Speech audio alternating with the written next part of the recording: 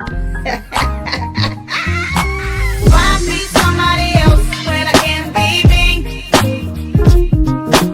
Why be somebody else when I can be me?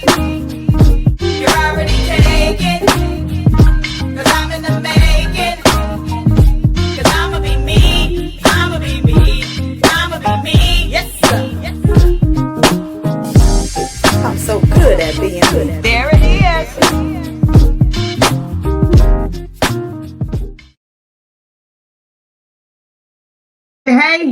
Hey, family, and welcome to the Hear My Heart show, where we pull back the curtain, we drop the titles, and we get real about life.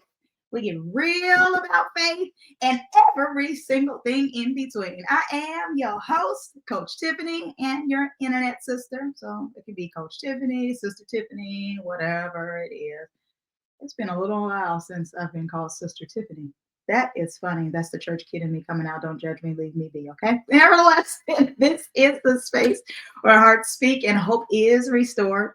And every single week that I come on, I believe I have a pretty dope VIP that comes in to share their story, right?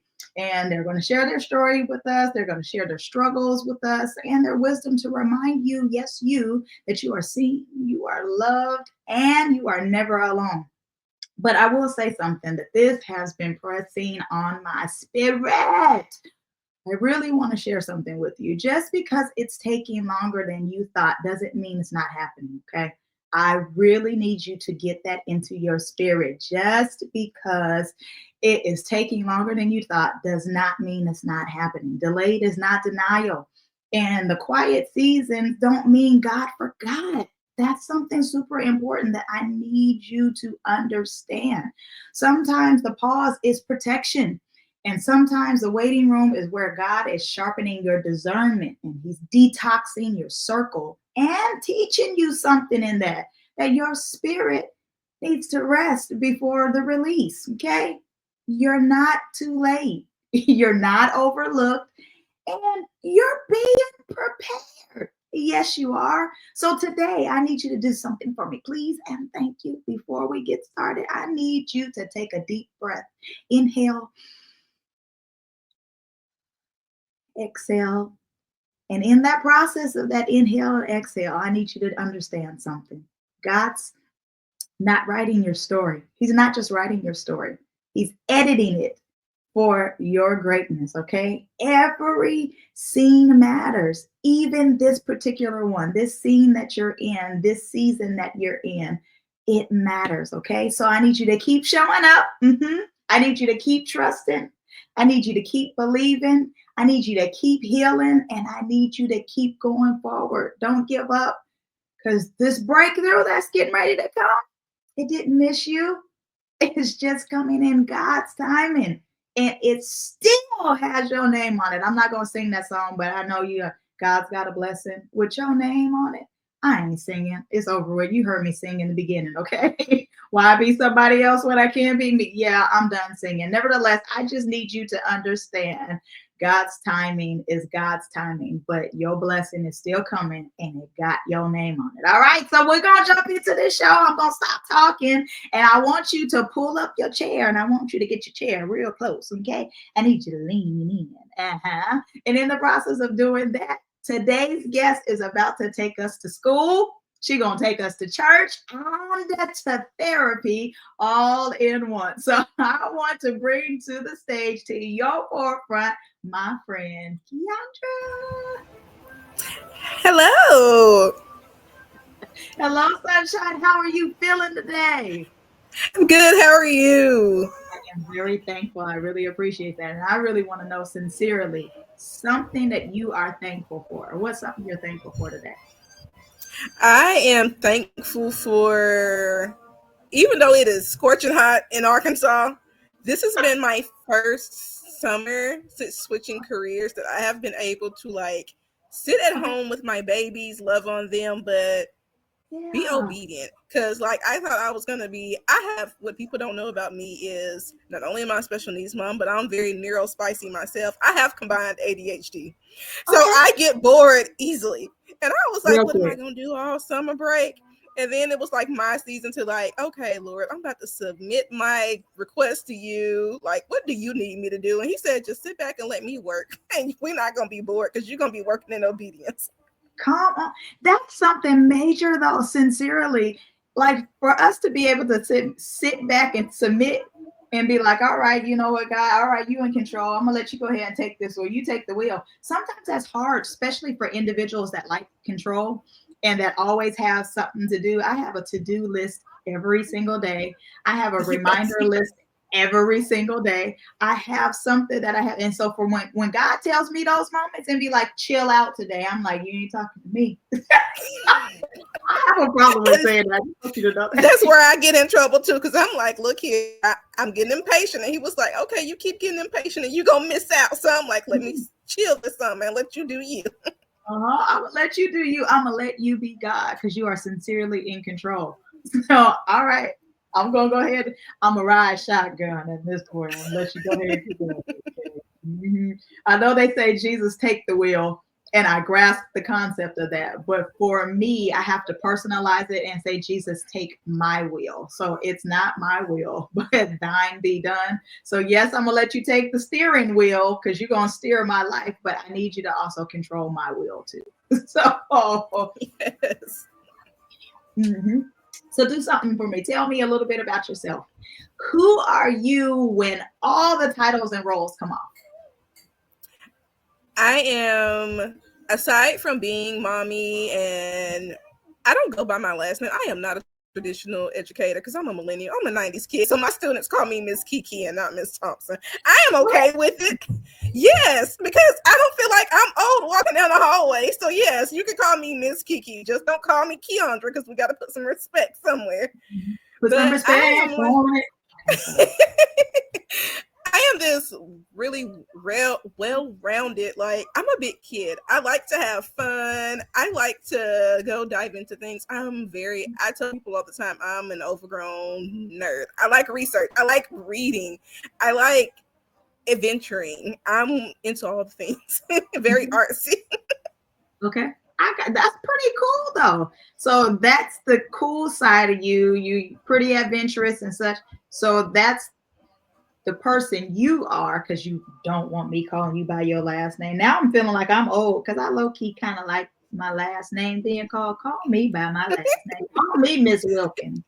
Mm-hmm. It is definitely the settings, because if I'm somewhere speaking, then yes, please, like, call my last name out. But when I'm around, because I work with middle school age kids, and most of them are 5th and 6th grade, so you have to, this generation is different. So I'm like, let me get into it, because I gotta low-key play a little reverse psychology to get into their world, and then you like bring it out and be like, okay, yeah, y'all thought I was one of y'all. Reverse Uno. Hello. Yes. I get it. So with the titles, who would you explain or express yourself to be? I am a former RBT and ABA, Applied Behavioral Analysis Therapy, where I worked with children with autism, ADHD. I have worked in mental health as a mental health paraprofessional, and I also dealt with mental health in ABA therapy. Okay. I have 12 years of experience in that field and 4 years of experience being a mommy in that field. And my son, ooh, Jesus, not only am I raising a little boy that was born in COVID, but he is on the spectrum.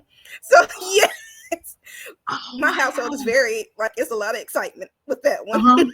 Oh, I believe it. Well, your baby was born in COVID.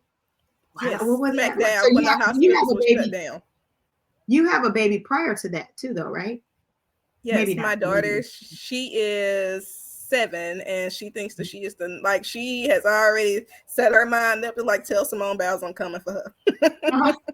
Well, I ain't mad at that. Well, come on, sugar. What was the big difference for you, though, having, I am not saying this disrespectfully, so hopefully I'm going to take the tagline of my show, Hear My Heart. What was the difference between having a regular pregnancy prior to COVID versus a COVID pregnancy? That's what I mean. And I'm not saying your child's not normal. I'm just meaning pre-COVID and after or Oh during? no, it's fine. Like I have looked at him sometime and tell him, "Child, something ain't normal about you. You ain't right." And he'll just look at me and be like, "Okay, I'm the Hulk," and I'm like, "If that's who you want to be today." But with my daughter, everything is different. Not just like the pregnancy stage. For one, she was my rainbow baby. I had ectopic pregnancy with twins prior to her. Wow. Okay. But everything with her was so smooth. And I think what got it is I was young. And being a church kid and being young and miscarrying, it was like, oh, okay, we don't have to speak about that. But then when I got pregnant with her the next year, everybody was like, oh, the little church kid that got pregnant now. And I'm like, okay, yeah, y'all see my sin. It's like the scarlet letter. You see it. But like the carrying her part was smooth. I had no issues at all. Okay. The labor part, I come from a big family and I'm the oldest. So my brother, who was the third born, I consider him to be my firstborn child. And he was only like 15 going on 16. And like my brothers, they were like, oh, we're about to be uncles. Everybody, my sister was in college away from home. So she was staying on campus. She couldn't get down, but like it was that your usual typical Baptist family where everybody's trying to sneak into the delivery room and be there. My grandma and I. Yes. Okay. But my son, we could not have that. It was one person only, and the hospital was shut down. And it was very scary because he came early. He was barely 35 weeks.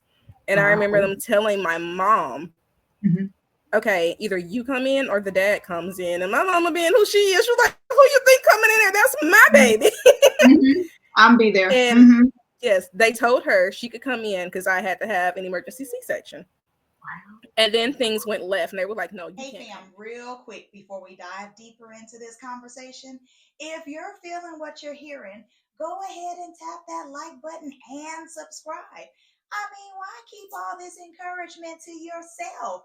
These details matter. So go ahead. Bless your things went left and they were like, no, you can't come in the back. And she was getting dressed, which my mom had like years of experience in the medical field herself. So of course she was like preparing herself mentally, but she was also going into like medical mommy mode.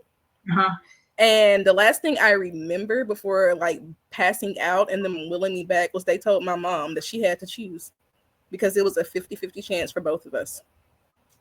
And still to this day, I do not know what she would have chose, being because my kids call her Nana. Okay. And I was like, I don't know what she would have chose because I am her oldest baby. And you have to choose between your grandchild and your child. But before she could even like make her decision, I told him, I was like, worry about my baby. And I kind of felt her staring at me. I said, I got another one at home and I'm gonna make it back to her. You just worry about my child. Wow. So have you asked her like what her choice would be? Are you scared to ask her, or is your mom around? She passed away last year from colon cancer. Okay, my bad. Okay, condolences. Let me step back. Okay, my bad. Okay, I'll pull back. But that was one of the things that I never wanted to ask her because that was not something that I'm not even sure if she knew what she would have done in that moment. Because even after they got my son together, he passed away at birth. And my mom was in there. It was like when they washed the babies up right after they're born. And the nurse was getting ready to clean him up. And he stopped breathing. And I'm glad that like being in a small town to where everybody knows everybody, you know, everybody's kind of connected. And my mom being in a medical field, I said that was nothing but the grace of God shielding me and my baby at that moment. Because it just so happened that everybody who was hands-on with my son had worked with my mom at some point in time. Oh, wow. So I had no issues. She was like, it was still 2 hours later before they even told me what was going on with you. So yeah, she was trying to see after my son, but still waiting to get an update for me. Oh, and I was like, I don't remember. Yes, and it's me. Like, still, I don't remember any of this. Still, like, I only remember like how she told it to me.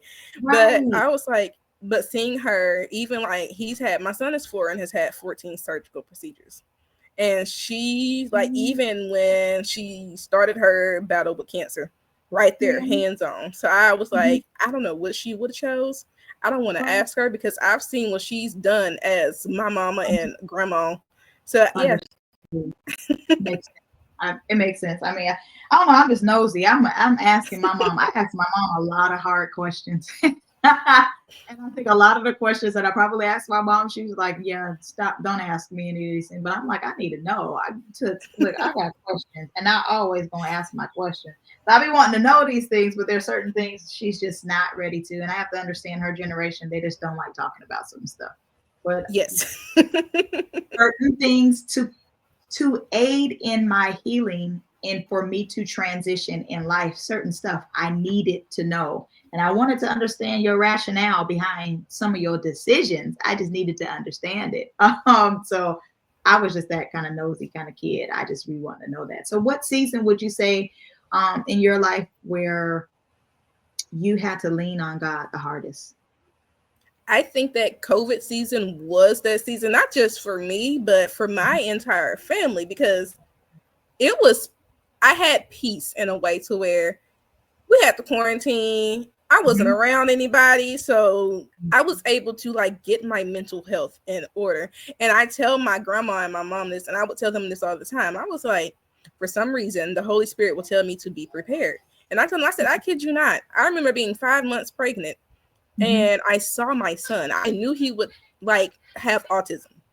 Wow. What I didn't know was all the other stuff that was going to come with it. And it was like the Holy Spirit kept saying, be prepared, be prepared. Okay. Before they got like the vaccines and stuff out, my grandfather ended up with COVID. And this is a man, it's like real country, backwoods, born and raised man who does not get sick. So for that to be the first real sickness that he had, and he was on his deathbed. And I remember them like getting ready to tell my grandma to call your kids and your grandkids in. And they have 10 grandkids. So we're like, yes, we're a big family, and they have a blended family because they both have, like, before they were married, they had kids separately. Okay. So yeah, all of us, we're a big blended family, but you can never tell when you're around us. So all of us coming together.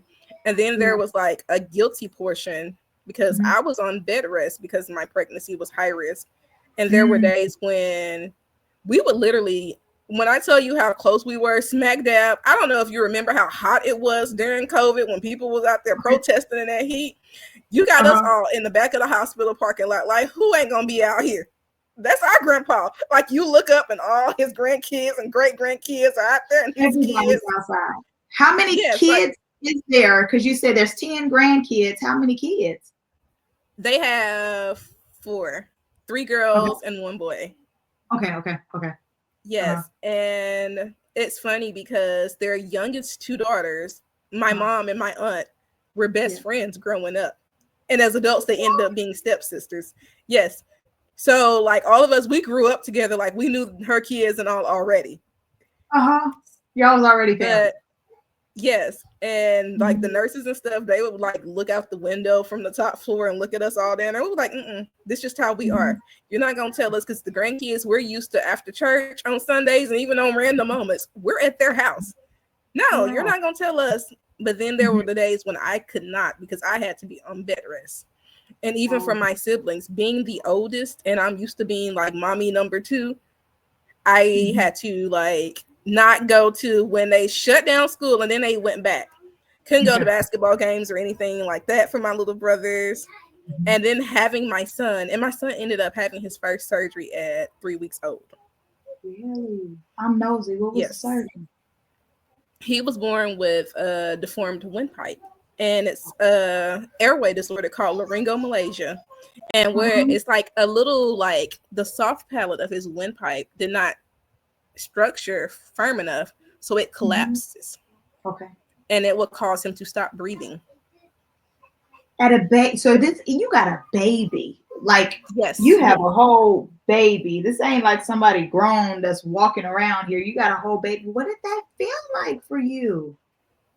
They, at first, when the first time I noticed it, and I tell people all the time, I am grateful that I went through postpartum depression with my daughter, because that was like probably one of the lowest points of my life. But had I not went through postpartum with my daughter being in my early 20s, I would have lost my mind when I had this one, because I was able, like, the therapy and the coping skills. I was able to put all of that to practice. So when I'm at home and I'm sitting up in the middle of the night, and my dad works at night. So I was at my parents' house while I was recovering because it was a cesarean. And I remember my dad coming home like, why are you not asleep? Why are you sitting up holding him? And I'm like, something's not right. He's not breathing right.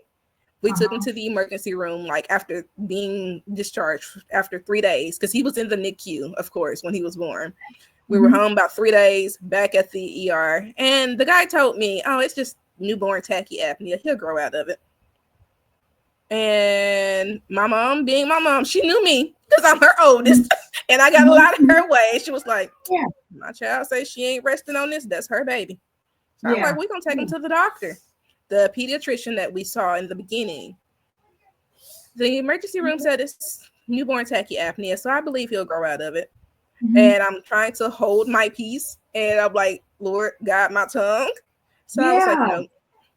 And I remember I left him with my grandmother when he was 2 weeks old. Okay. And I went to like go talk to like the place of employment that I was working at, like getting things together. And my grandma also has experience in the medical field. She called me. Your whole family is medical. Yes, I was the oddball out because when I tell you this right here was the flip, I couldn't stand needles. Like I was the big sister who got mad at the nurses for giving my little brothers their vaccines. What? Like, yes, my mama was. She was like, you will be the one that was like, okay, my brother's crying. I got to fight you now, even if you are the nurse.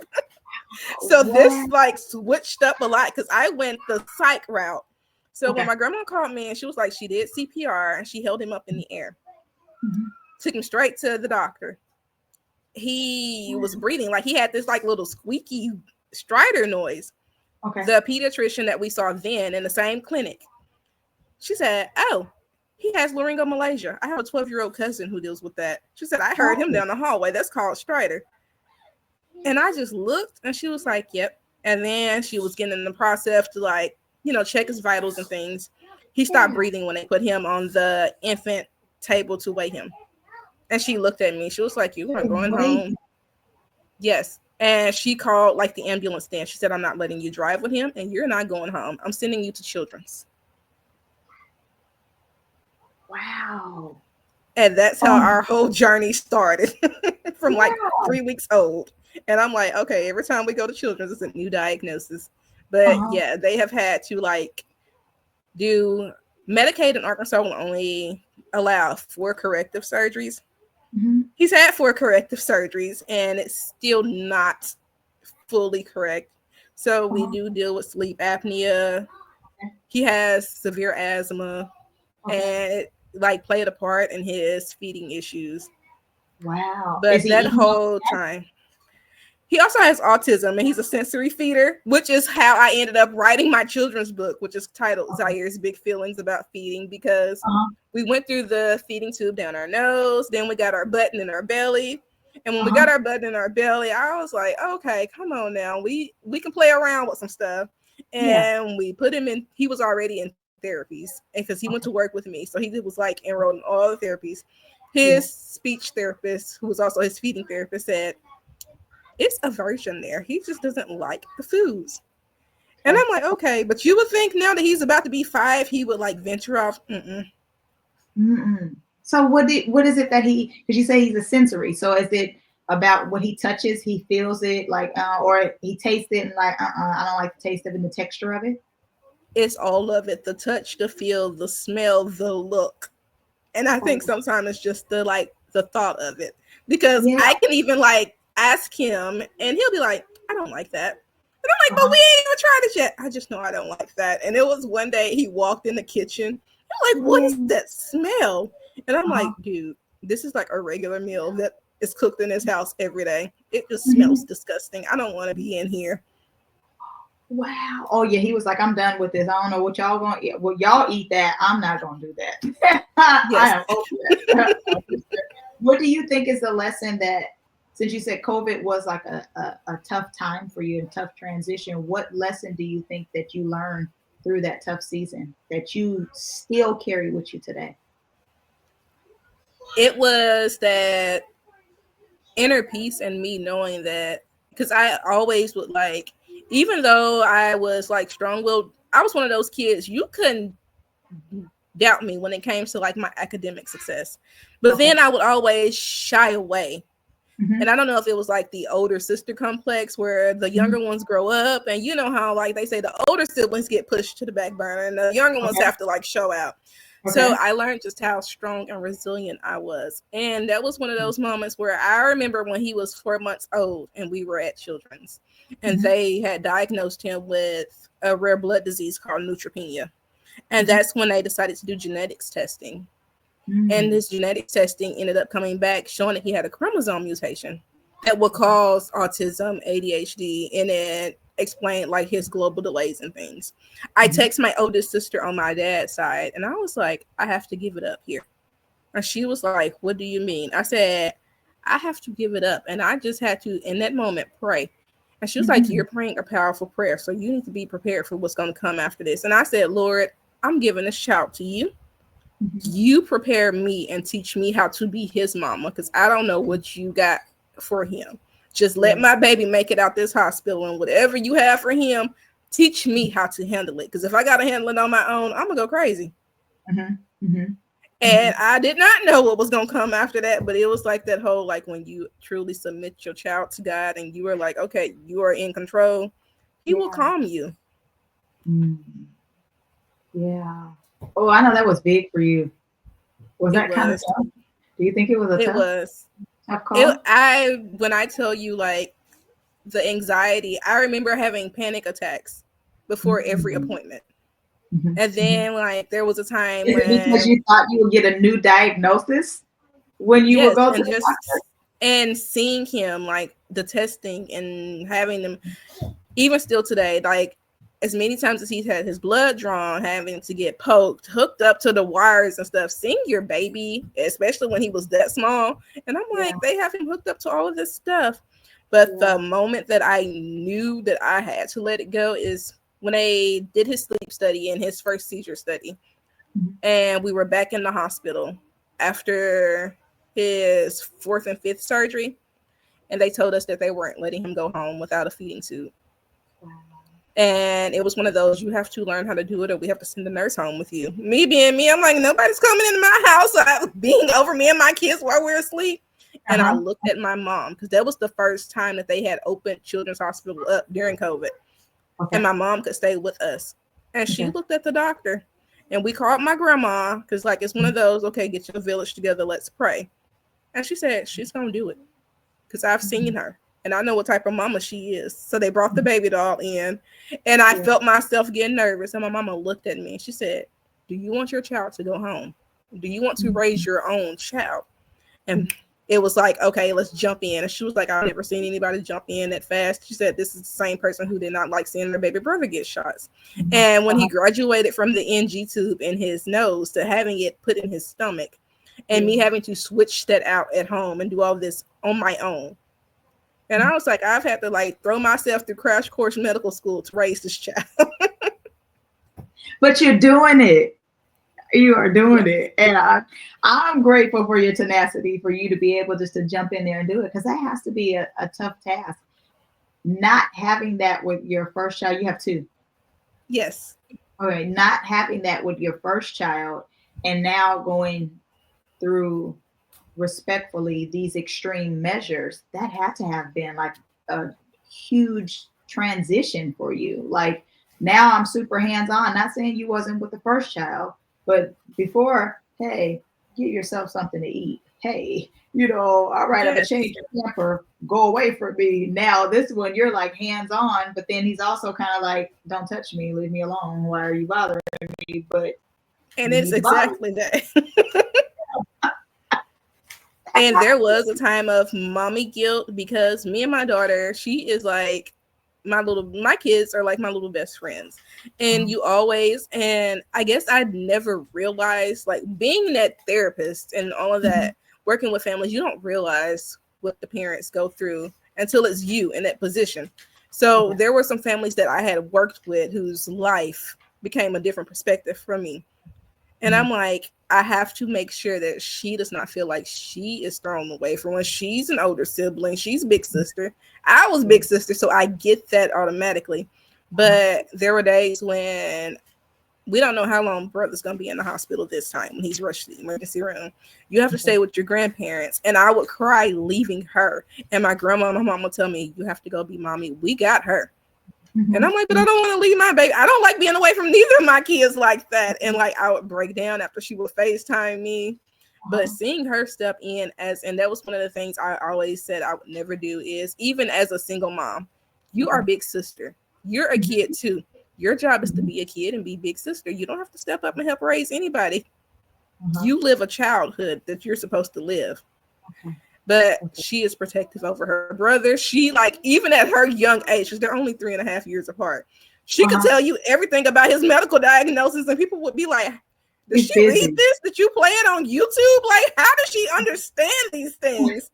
And now that he has gotten to where he is mobile and he is very different in his way, he's protective over his big sister too. And he will tell you, like, he has his moments where he's like, don't nobody in this house deal with me. Leave me alone. But then when it comes to his sister, he's like, you looking at her? You said something to her? And I'm like, we can't go there. Oh, that is cute. I love the bond. I absolutely love that bond. That is absolutely amazing.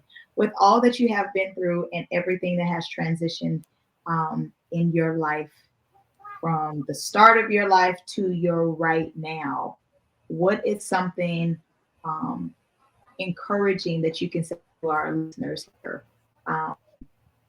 who might be in their own valley experience right now? What is something that you would share with them to encourage their hearts?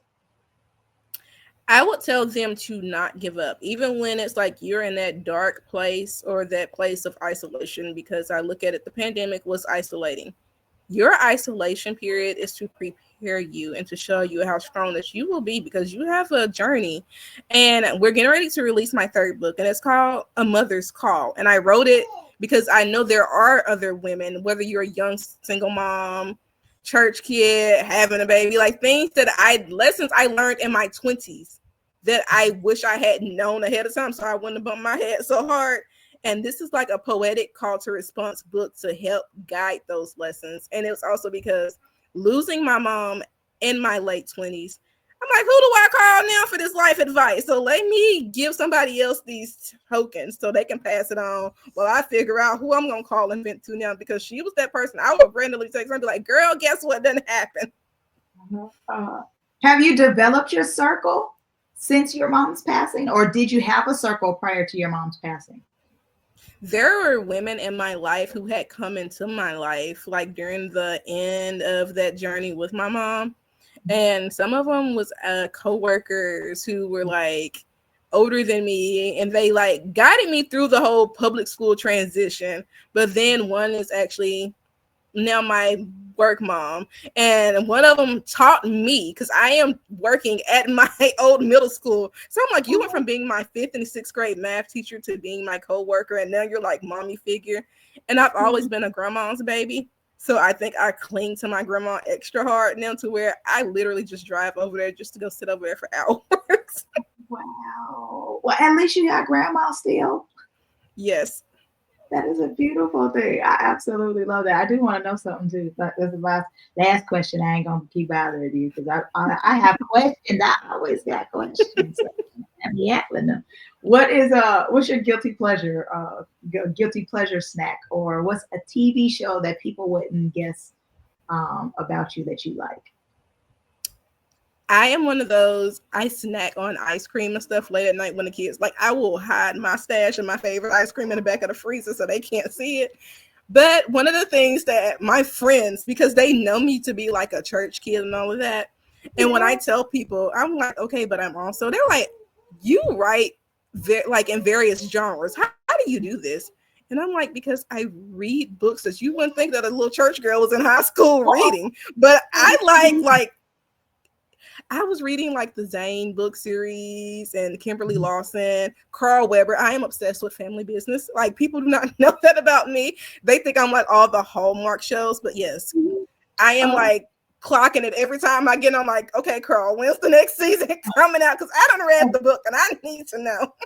I need to understand. So you're all for the show too there? Yes. I got you. Okay. Okay, I just learned something new about you. So church girl. But I Mhm. also like sci-fi and thrillers. Like I'm one of those that can binge watch shows like Criminal Minds and things. And everybody's like, even the gruesome parts? Yes. Uh-huh. Uh-huh. But you don't like your brothers or sisters getting shots. Nope. And it's like the big sister in me, I think, because my dad and my uncles and them all, they were like, you know, when there's not a big brother in the house, they train the oldest girl to be like, okay, you the pit bull. If Okay. anybody harms them, and I'm like, okay, I took that too literal. And now that they're in their early 20s, I have to remember they think they're adults. So I have to Okay. let them think that they are adults. Okay, I think they are. They 20. They passed 21. One is 21, the other is 23. Girl, get off this thing. You want to let them grow up. Let them grow up, doggone it. Yes. Well, I have to say this. I am super grateful, sincerely, that you decided to take some of your non-refundable time to spend with me and the Hear My Heart crew. I really, really, really appreciate you. I enjoy you. Thank you so much. If you were encouraged at all for my Hear My Heart family, don't keep all this goodness to yourself. Please do not keep all of this goodness to yourself. Show me sharing is caring, and share this show with someone. Put it on your timeline, send it in a text message. I don't care who you send to, but send this to someone. Someone needs this heart pouring into, and they need to understand that they're still able to go through life. They can get through anything. You see, sis got through COVID, and she got through COVID with the baby. Okay. Yes. Sincerely, life does not end. You are able to get through this, and you'll be able to overcome any and everything that you are able to feel and experience in this life. So I'm going to ask you to please go ahead and hit that like button, subscribe to the show if you have not subscribed to the show just yet, and turn on those notifications. It is super imperative that you turn on those notifications so you don't miss any of these heartfelt, heartwarming, heart-changing, and shifting moments, okay? So with that being said, we're building a community of hope over here, and you are invited. I'm not gonna say anything else except for grace and peace, and I'll see y'all next time. Do you want to tell the community bye? Goodbye, everybody. See y'all later. Grace and peace, y'all. That's funny.